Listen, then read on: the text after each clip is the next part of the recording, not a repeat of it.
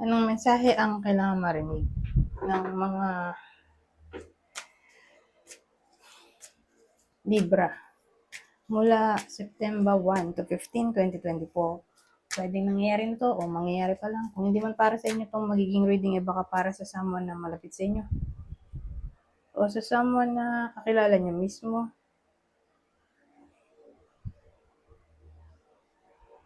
Baka may lumabas na gender tulad nito. Gawin nyo na lang masculine at feminine energy. So, sa case na to, kung dito babaeng tao, kung dito babaeng tao ay feminine energy. Pwede rin naman na wag nyo nang pansinin yung gender. So, as long as tama naman yung sitwasyon nyo sa reading, ganun na nga lang. Huwag nyo nang pansinin yung gender.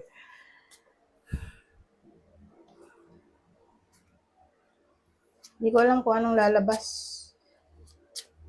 na reading, kung positive ba o negative. Depende sa kung anong mapipick up ko na energy.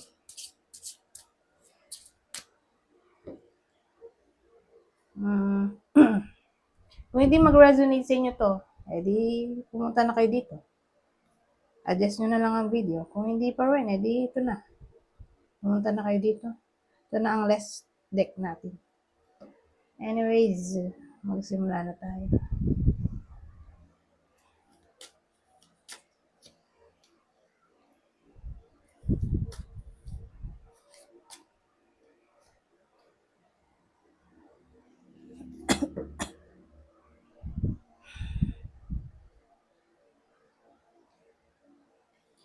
So, sa case na to, ang bida ay babae. O, feminine energy. I-describe ko to ha. Pwedeng kayo mismo to o ito yung poso nyo o kakilala nyo. So, yung babae dito ay kasal, may anak, hindi mayaman, walang source of income, o walang stable job, o baka wala talagang work. Pwede rin namang businesswoman pero small time o small owner. Sabihin natin sari-sari store owner. Pwede rin naman na may work pero maliit ang sahod. So yan, pwede mga description dito ng babaeng sasabihin ko o feminine energy.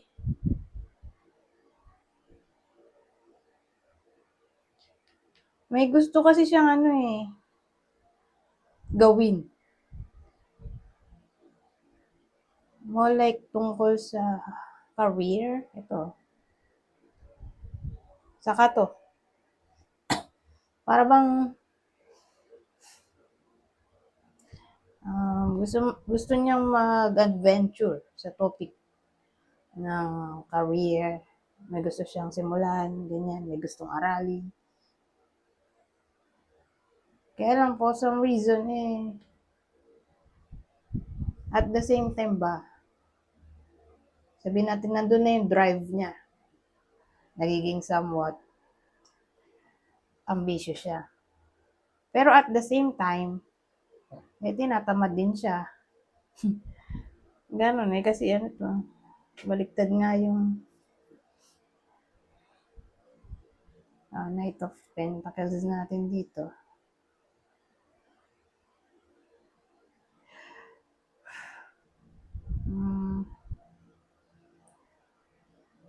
So hanggang plano lang to, walang gawa sa madaling salita. Marami siyang iniisip, pero hanggang isip lang yun. Walang manifestation na maaaring mangyari dito dahil nagiging lazy siya. Para siyang nagsasalawahan dito. O nagpo-procrastinate sa madaling salita. Tinatamad, nagiging ambitious. Nakaloop lang siya sa ganun.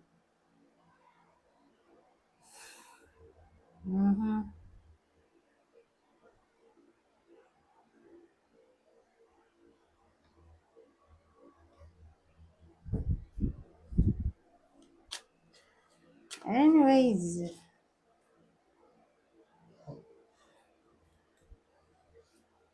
wala na may ibang tao dito. Kundi kayo lang din. O ito yung person nyo. Hindi naman kasi ito relationship. So, walang other person na involved na o karelasyon. Kaya mag-proceed na tayo dito.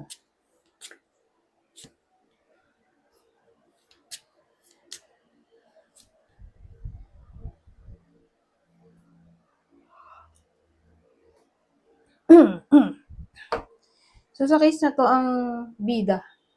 Kanina, babae, di ba? Ngayon, lalaki. Pero, probably 40 pababa yung edad niya.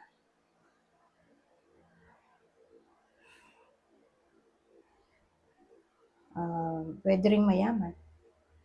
Kung di man to mayaman, mayaman sa moral values o right conduct.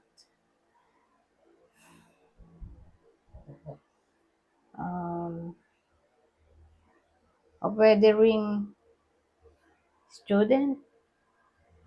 Who knows?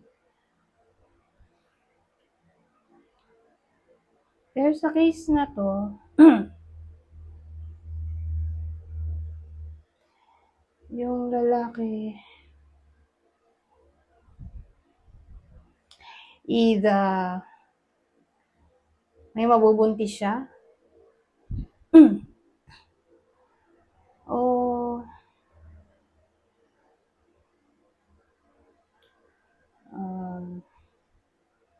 may aasikasuhin siya. Baka kapatid niya. Ito. Kapatid niya, anak niya. O baka inner child niya to. Wala siyang anak. Aasikasuhin niya yun. Pay attention siya doon.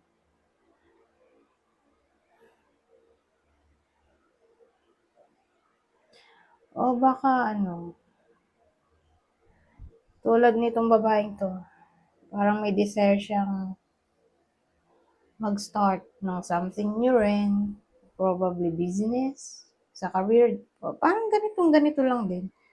Pero ito kasi 40 to 59 years old, babae naman to. Ito naman, lalaki, di ba? 40 and below. To legal age na lang, 18 to 40 years old. O pwede rin naman, yung lalaking to ay magiging somewhat playful o foolish. Ano man yan sa dalawang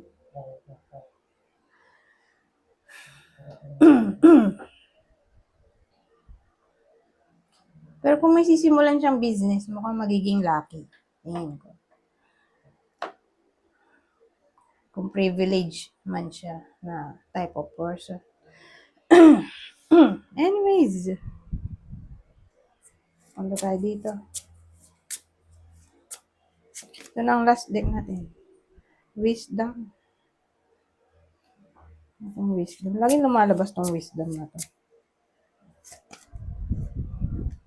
Saka to, itong combination na to. Kahit sa ibang zodiacs Sensya na kayo. Plema pa ako. Pero ako masyadong magaling.